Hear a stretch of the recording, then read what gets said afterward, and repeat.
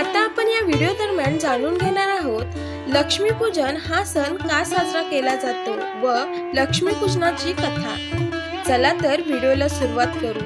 मित्रांनो, व्हिडिओ शेवटपर्यंत नक्की बघा। हिंदू धर्मातील दिवाळी हा सण सर्वात महत्त्वाचा आहे। लक्ष्मीपूजन अश्विन अमावास्येला म्हणजेच दिवाळीच्या दिवशी संध्याकाळी केले जाते।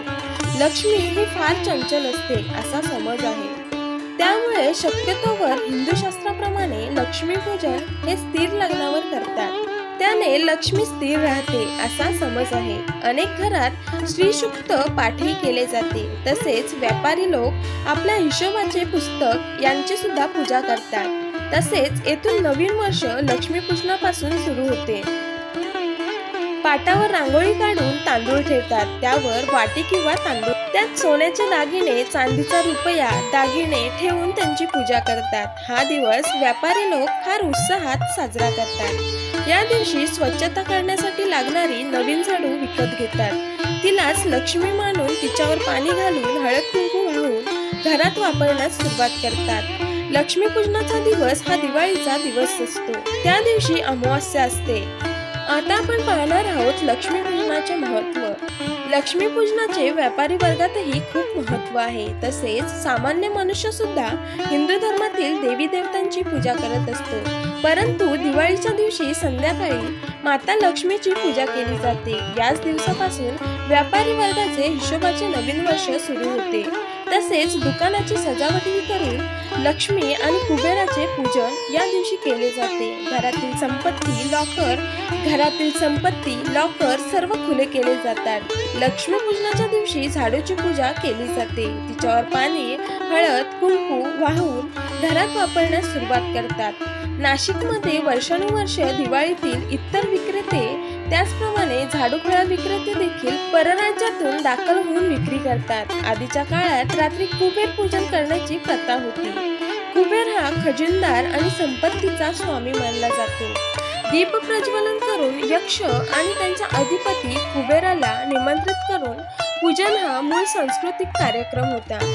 परंतु गुप्त काळात वैष्णव पण त्याला राजाश्रय मिळाल्याने आधी कुबेराबरोबर लक्ष्मीची पूजा होऊ लागली। विविध ठिकाणी झालेल्या उत्खननात कुशाण काळातील अनेक मूर्ती सापडल्या आहेत, त्यामध्ये कुबेर आणि लक्ष्मी एकत्र आहेत। काही मूर्तींमध्ये कुबेर त्यांच्या पत्नीसह दाखवला आहे। यावरून असे दिसते की प्राचीन काळी कुबेर आणि त्याची पत्नीची सुद्धा पूजा केली जात होती।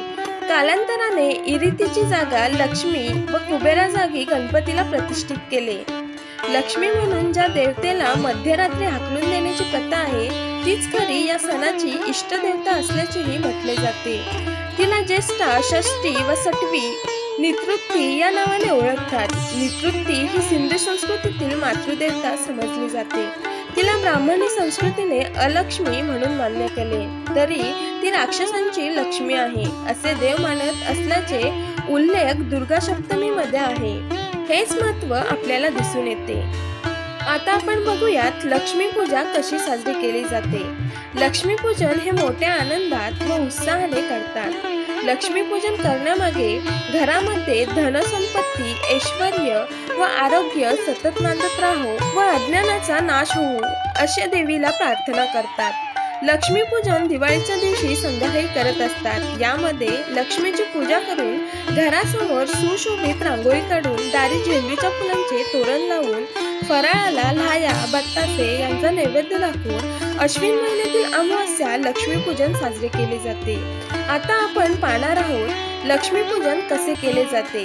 बाजारामध्ये मातीची लक्ष्मीची मूर्ती मिळते, ती विकत आणून तसेच 5 मडके सुद्धा पूजनासाठी आणत असतात। त्या छोट्या मडक्यांमध्ये लाह्या व बत्ताशाचा प्रसाद आणि वर 1 रुपया ठेवतात। असे 5 मडके भरून देवी समोर ठेवतात। पूजेसाठी श्रीयंत्र, गजलक्ष्मी किंवा नारळ, सुपारी, खोबरं यांचा विडा असतो। तसेच पैसे आणि पूजेसाठी हळदी कुंकू, अक्षता, कापूर, अगरबत्ती आणि दिवा महत्त्वाचा असतो। लक्ष्मीपूजनाच्या दिवशी गणपती, माता लक्ष्मी आणि सरस्वती यांची प्रतिमा असलेल्या फोटोची सुद्धा पूजा केली जाते।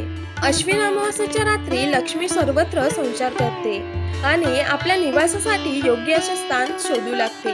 जेथे चारित्र्यवान, कर्तव्यदक्ष, संयमी, धर्मनिष्ठ, देवभक्त आणि क्षमाशील पुरुष तसेच गुणवंती आणि पतिव्रता स्त्रिया असतात, त्यांच्या घरी वास्तव्य करणे लक्ष्मीला आवडते.